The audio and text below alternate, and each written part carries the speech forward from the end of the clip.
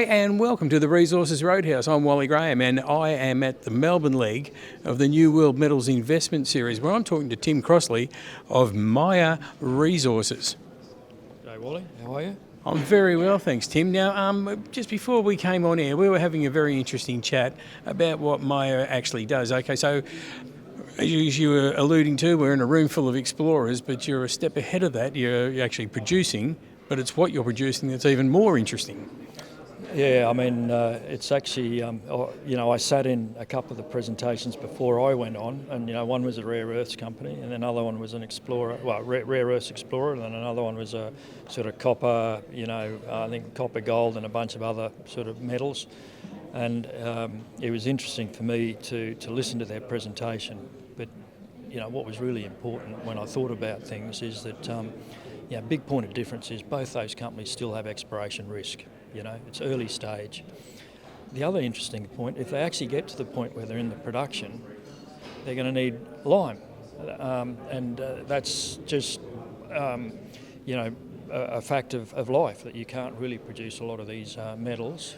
And particularly if you're producing them through hydrometallurgical routes, which a lot of the rare earths are done, a lot of the nickel processes, you need lime in those circuits because they typically use a lot of acid, and to manage that acid and the acidification of those processing circuits, you need lime to neutralise it and get your pHs right. So it is a very important enabler for any of these new world metals. Yeah.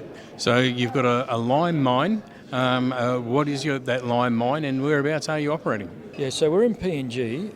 We've built the pioneering infrastructure. We're effectively ready to start exporting limestone. We've got our wharf, first phase of our wharf built, so we can load barges. We're still about 18 months to 2 years away from actually making quicklime, which is the lime that's burnt through a kiln. But we are effectively in a position, in fact, I've just been having discussions with people in PNG this morning and yesterday around supplying up to 100,000 tonnes of aggregates for a project in PNG. So, I mean, that in itself just shows the diversity of uses of lime, construction material, acid management, environmental remediation,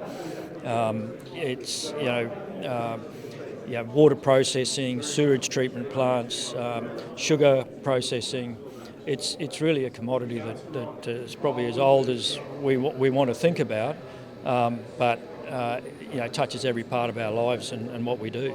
All right. So the news that we expect to hear over the next few months is probably how the mine's going to keep on going and what's going to produce and customer wise, etc. And where it's all going to go. Yeah, look, I think the real commercial driver for us is the commodity that we've got. Like the structural advantage that we've got over competitors is, one, we've got this incredibly large resource, multi-generation resource, well over 350 million tonnes of limestone right on the coast. So you've got no land-based logistics to get it from the quarry to the ship, so to speak, which is a huge competitive advantage.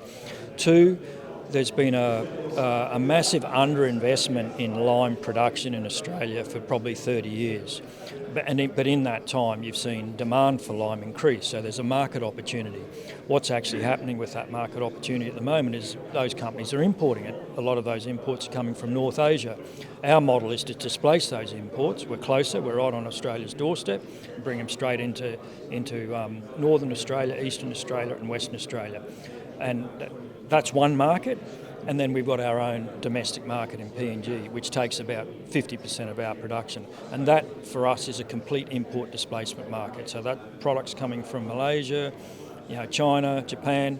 We'll just displace all of that, and it'll be a domestic market, which is a fantastic story for PNG. Using their own resources for the beneficiation of other materials, creating jobs, opportunities. I mean, that's what we're about. And removing the reliance on China to do so. Well, but not so much China in this regard, but certainly imports from Malaysia, Thailand, Vietnam, imports from China. Yep. And, it's a fantastic story for Papua New Guinea at the end of the day. We're taking a resource, we're value adding it, and we're selling it to customers in PNG who are currently buying it from outside of PNG. Well, I have to tell you, Tim, one thing here at the Resources Roadhouse that we like to do is education. We're into education. We like to learn things, and our paths haven't crossed before. You haven't been on our radar screen, so a very interesting story, one that I obviously didn't know about, but I'm glad I know about now. No, well, look, thanks for having us. Really, I think we're very pleased to be here, a little sort of message you might want to think about when you think about lime and lime usages in metals processing. It takes about 40 tonnes of sulfuric acid to make a tonne of nickel. Guess what you need to neutralise that 40 tonnes? Let me think. Would that be lime? Absolutely. Oh, well, you heard it here. All right, Tim, thanks very much, and keep in touch. Thank you.